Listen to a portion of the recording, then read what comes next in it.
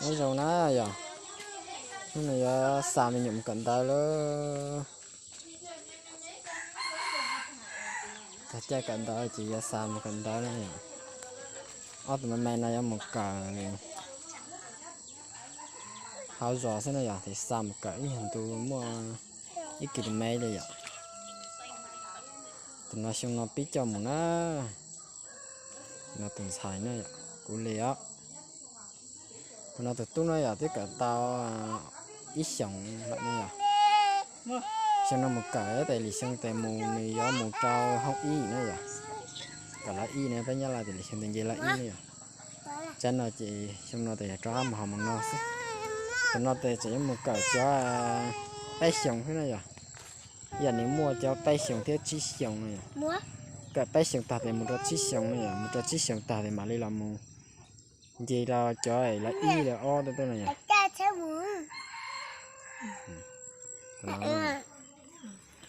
chỉ cả cần ta biến cuốn là hả nó làm cho tao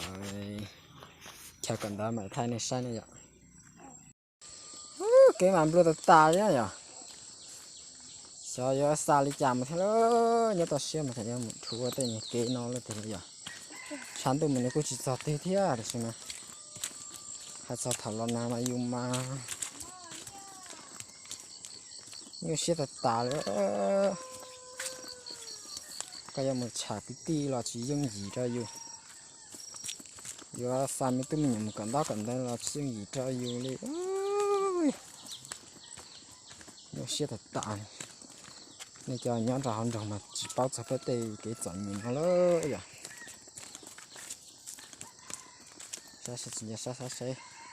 sẽ cho tả là chúa thế luôn vậy cho tiêu tải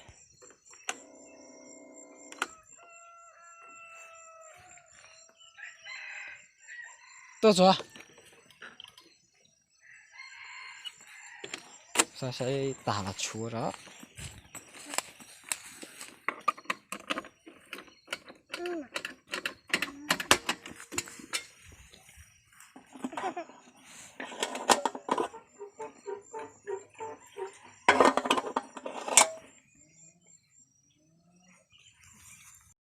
rồi rồi tôi chẳng nó sai nhưng tôi cần đây thì tôi là tả rồi tôi là tả thì rất tệ rất to nó cho nằm mù cái cạnh đó này ạ nó mù nó là to này rồi nó là to tôi thì nó to này rồi ta sẽ tôi sạc kia tôi lấy tôi sạc tí này rồi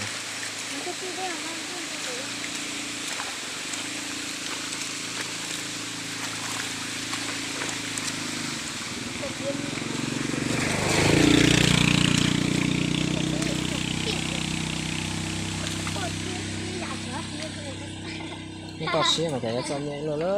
vậy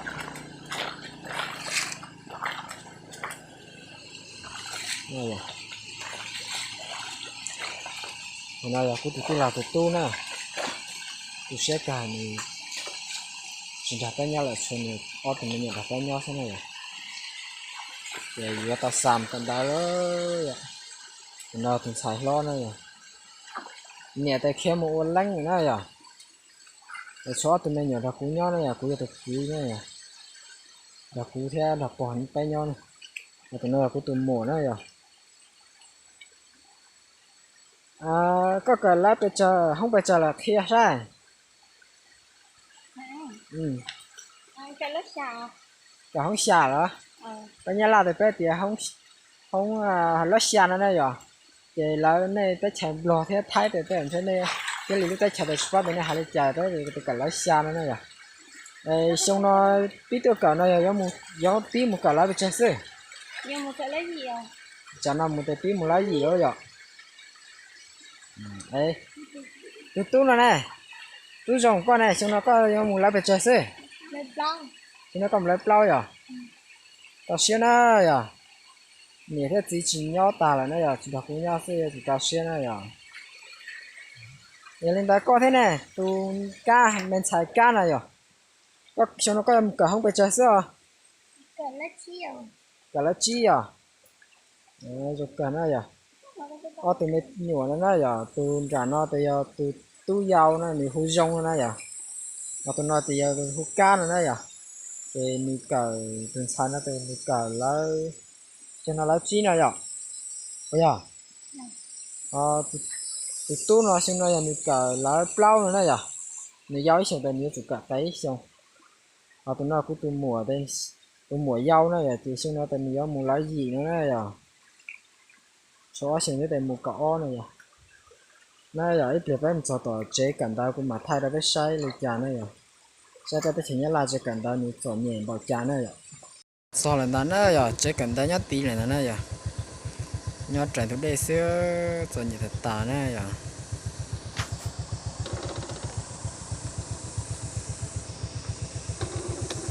hiện giờ thì để cô em mua cái lúa chua thế ạ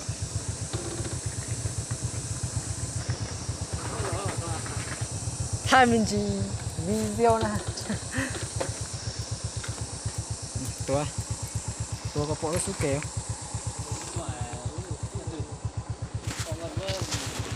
tua có bỏ xuống kèo mua đó rồi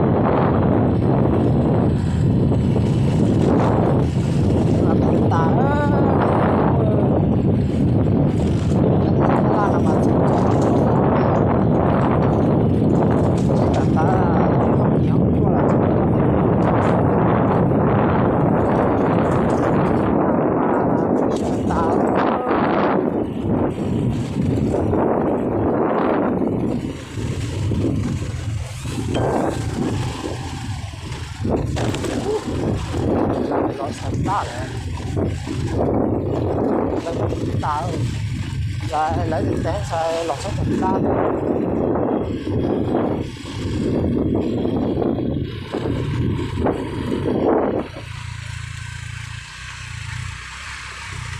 mua bé nó chua bé cháy xanh đó này à bé ta chả thì bé bác sĩ này không mua cháy này à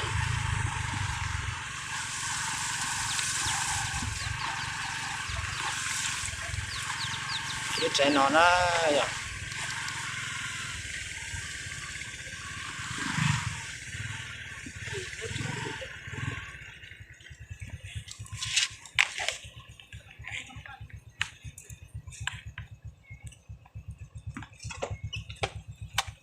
nhớ thì còn mua lúc chua hả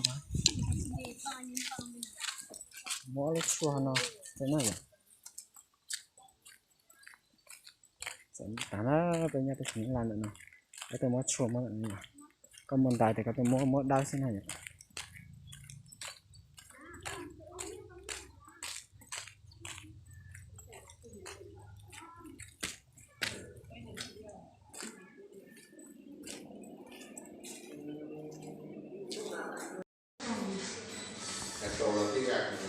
mất chua nó nhỉ chẳng là mất chua nên là mất cái chua là nó rồi mà đi xa nhận lại trái cận tay nhận trái này làm cho y sinh là mất chua được đây này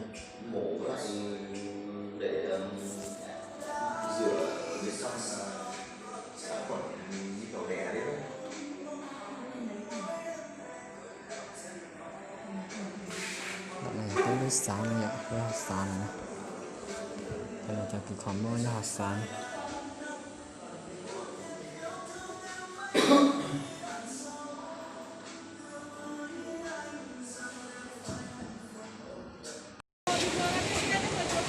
trò nữa rồi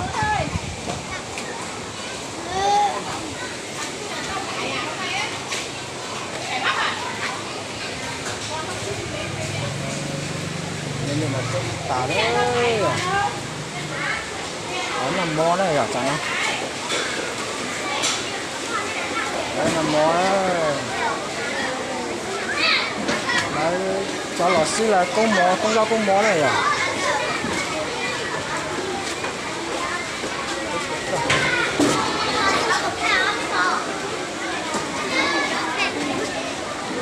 对，这也可不多。哎，是哟。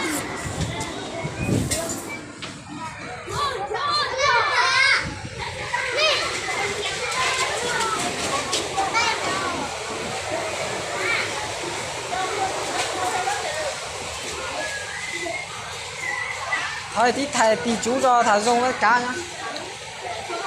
Cái cá gì? Và cá với rong. Rong là ngủ ở đây hay là ngủ chỗ nào nhỉ? Cái này. Tí thầy tí cho nhá nhỉ? Rồi tí nữa.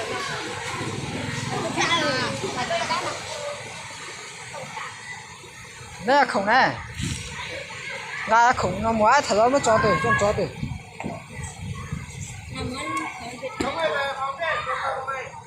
Có mùa hấu nè. Cái con nào có mùa. Là con nào?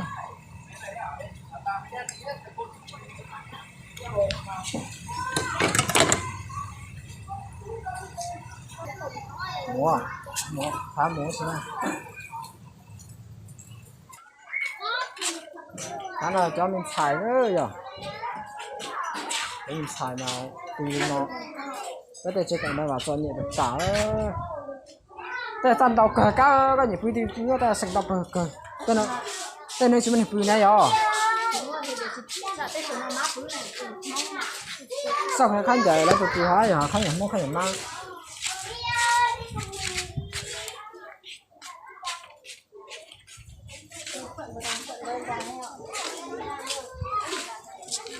Con nói này, con làm mông này.